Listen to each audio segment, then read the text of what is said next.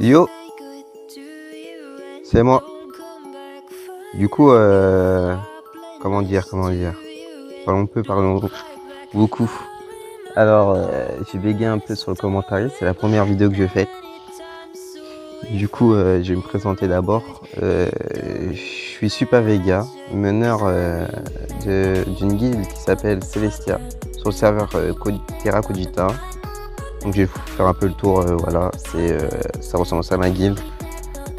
Du coup, pour ceux qui s'intéressent, je recrute à partir du level 190, actif, ambiance familiale, H24 sur Discord en vocal. Du coup, c'est une guilde plutôt sympa.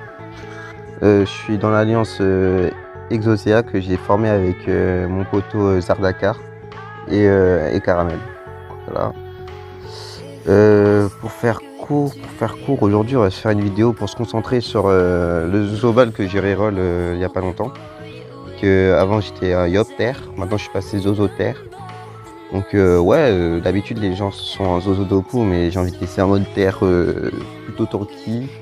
Après voilà.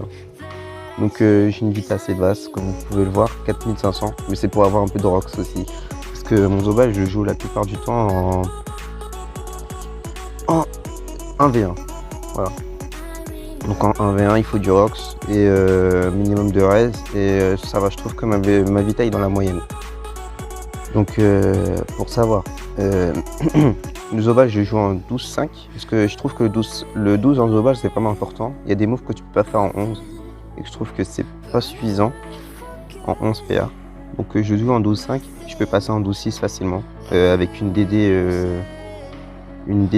c'est quoi, Emerald Rousse, c'est ça? Ouais. Donc j'ai 1067 de Vita. J'ai une initiative assez basse, enfin je trouve basse dans la moyenne quoi. 2100 c'est pas mal. Après je peux le monter à 2900 et voire 3300. Quoi, je prends l'initiative à fond, prise de masse quoi. Je joue en 3 portées. Sur un Zobal, que ce que j'ai regardé, l'APO c'est pas ce qui manque. Franchement vous pouvez jouer en 2 PO. Ça, il y aura des chances que vous toucherez pas beaucoup l'ennemi. Enfin, vous toucherez quand même beaucoup, hein, parce que vous avez une très bonne PO. Mais si vous voulez jouer sniper, le 3 PO il est important. Donc voilà, comme ça c'est dit. Je vais vous montrer un peu mon Zobal au putsch sur des res. Et après je vous ferai un 1v1, pas commenté par contre, je mettrai une petite musique. Mais vous verrez comment je le gère en 1v1 le Zobal. Allez, à tout de suite. Donc voilà. Alors, là j'ai lancé les putsch, du coup je vais vous montrer un peu le Rox, les boucliers et tout ce qui s'ensuit. Et après je vais vous expliquer comment je commence mon Zobal en 1v1. Déjà pour commencer, je vais vous présenter les résis de mon Zobal. Du coup, le Zobal je le joue en 12% neutre, bas, 22 potable en terre, 25 neutre, force pardon, ah putain, intel pardon, 32% eau et 32% air. Après 19 de tac, 14 res crit, voilà. Du coup, pour l'esquive PA, je retire le trophée quand il y a un Xelor et je mets un trophée esquive PA bien sûr. Toujours, parce que je joue en retrait PM la plupart du temps, Zobal. Voilà. Du coup, je vais vous montrer un peu les boubous. Du coup, pour commencer, on va faire le plastron. Donc, plastron en OCC, c'est 825 de bouclier et en coup critique, ça passe à 1000. Donc c'est pratique, c'est potable, je trouve, à mes yeux. En tout cas pour la plupart des 1v1 que j'ai fait, c'est pas une classe genre relou à la Sacri ou Eni, parce que Eni c'est difficile pour un Zobal, enfin surtout pour un Zozoter. Je trouve que c'est potable. Voilà. Qu'est-ce que je voulais dire d'autre? Alors pour le doppel bien sûr je le mets avant que je fasse les plastrons. Je le mets toujours et je commence avec un tour masque de classe pour lui donner des tacles. Donc 32 tacles. Donc ça permet de tacler facilement l'ennemi. Donc du coup pour un crâne Ossa, un steamer, c'est vraiment relou. Genre le Zobal en plus, ce qui est bien avec ce doppel pardon, c'est qu'il va tout le temps en contact de l'ennemi. Donc du coup il empêcherait de bouger. Il va empêcher l'ennemi à bouger. Et ça c'est relou de ouf. Du coup je vais vous montrer un peu le mode psycho. Donc ce qu'on attend tous bien sûr, le Rox. Voilà, je passe en masque level 6 bien sûr, 220 de puissance. Du coup là on va maîtrise. Hop. Donc là, je joue en B chasse. Alors, je vais me confier des dommages, bien sûr, avec la feria. Hop, voilà. Donc là, des dégâts normaux. Et là, je vais vous mettre un petit coup de B chasse en CC, c'est parfait. Donc là, je passe à 1300. Donc c'est plutôt potable pour un Zobal soutien, bien sûr.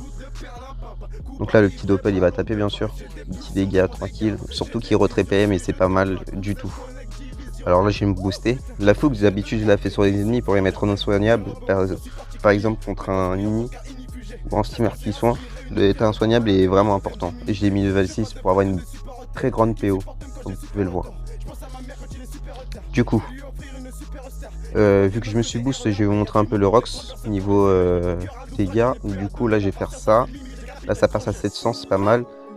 Et en OCC, donc là, on passe à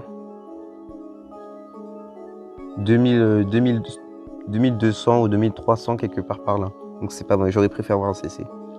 Du coup, on va passer un masque de peutre. Du coup, pour vous montrer un peu les empathies quand même, parce que c'est la sort que j'utilise le plus à distance. Parce que les Zobal, je joue plutôt en train de courir partout, sur ce qui est vraiment pas mal en tant que Zobal. Voilà, masque de peutre. Donc hop, ça passe à 500 coups critiques et on passe à 400 sur des putsch 450 à 480. Moi, je trouve que c'est vraiment pas mal. Surtout que je râle beaucoup. De toute façon, vous le verrez dans le défi que je vais vous mettre en stream. Alors, comment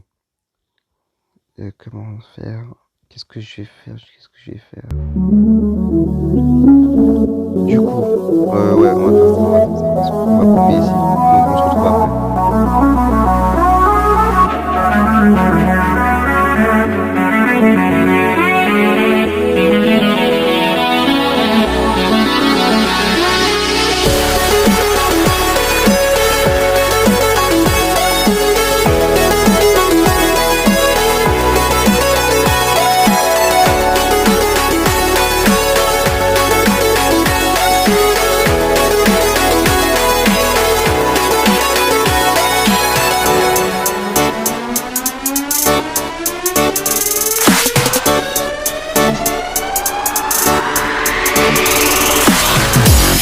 We'll be